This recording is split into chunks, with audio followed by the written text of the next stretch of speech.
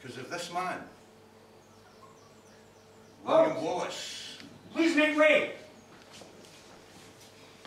You have heard so many tales of me. I'm sure I do not live up to your expectations, because many of you will see me portrayed as a monster, as a wild beast, and others as a national hero. But as you can see, I'm simply a man. When I was a boy, King Alexander III was on the throne and Scotland was at peace and prospered. I had a wonderful childhood, running through the fields, and I learned French and Latin, studying the Bible. And being my father's second son, I always knew I would have to find my own way in the world.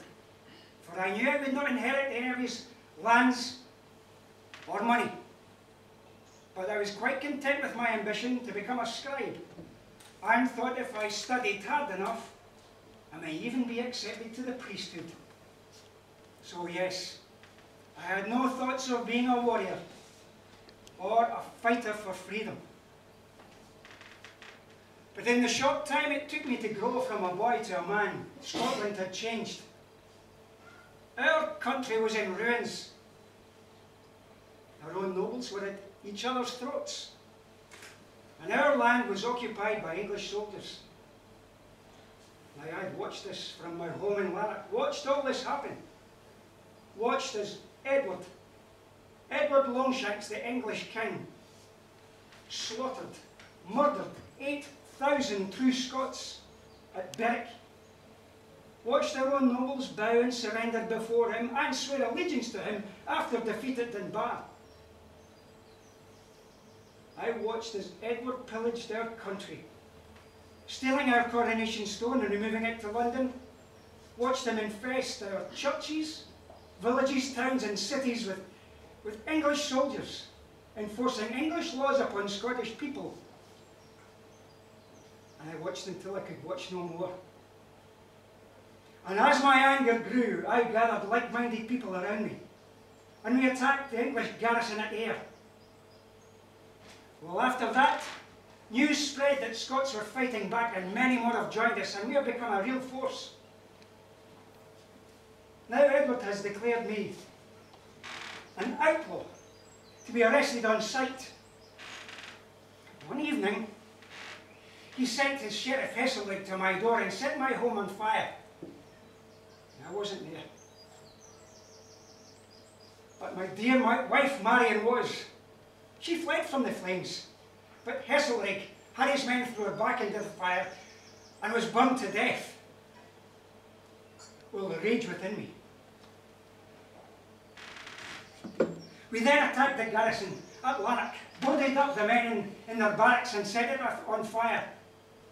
Many perished, some escaped. But not Hesselrig, for I made sure I captured him myself and took him to the centre of town, and in front of everyone assembled there, I killed him for what he'd done. But we're not alone. One of the last remaining true nobles in the north, Andrew de Murray, also has formed an army and has marched to free the city of Dundee. We marched to join him there, to free that city, and wait for England's army to march north. When we reached Dundee, news arrived that the English army was being led by the Earl of Surrey and marching north. We joined with Andrew de Murray and his men and marched to Stirling and met the English forces there. We marched to here, right up to the top of the Abbey Craig, where we could see everything happening in front of us. We could see we were outnumbered. I've never seen so many people all in one place. And the colours, such bright colours I've never seen before. So many colours, bright colours, from their banners, flags and tents. Hundreds of heavy horse, armoured, thousands of soldiers. They were a fearsome sight. And as the English lined up two abreast to come across the bridge, I made sure the men held their ground. The strange thing was, as they started to approach the bridge, they turned back We cheered. We thought we'd won without striking a single blow. Now that's what I call a fight. We didn't know why they moved back.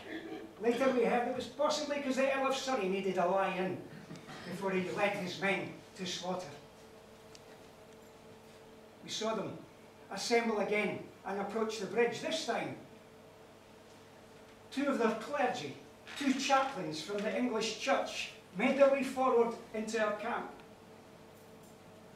They offered us terms for peace.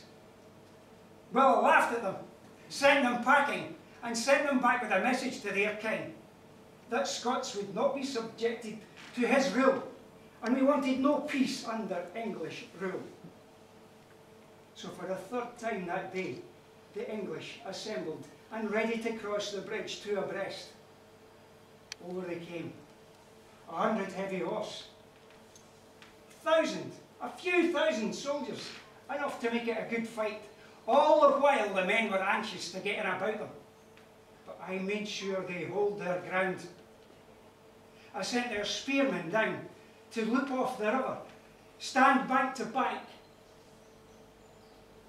The English were scrambling from the causeway onto the shore. You see, it had been planned with great care, the battlefield we'd chosen. What they didn't know was that that north bank was waterlogged marshland. The heavy horse with their armour could not manoeuvre in that boggy land. Neither could the soldiers with their armour and their heavy weapons. They had a choice to stay in the causeway or scramble and flounder in the mud. They certainly could not charge our spearmen. When I saw the English were well and truly stuck in the mud, only then did I give the order to charge, and me and my men went down that hill with such ferocity, ripping right and left with their claymores and axes. Man, it was a bonny sight. The English turned back, broke ranks with the ferocity of our attack, and fled back across the bridge. But the bridge was blocked. Our spearsmen were taking them out, and the fierce fight that they had made them fall off their horses. Some drowned in the river, many horses drowned, many foot soldiers drowned in the weight of their own armour. Suddenly, with the weight of those approaching on the bridge, and those fleeing for their lives, with a mighty crack the bridge gave way, collapsed, trapping the English on our side of the river. And they were killed. Although we were outnumbered, we had a great victory that day. We have started to fight back. We must continue. There is no going back now. We will continue to fight and free our towns and villages of English soldiers. We will fight and win back Scotland for her people.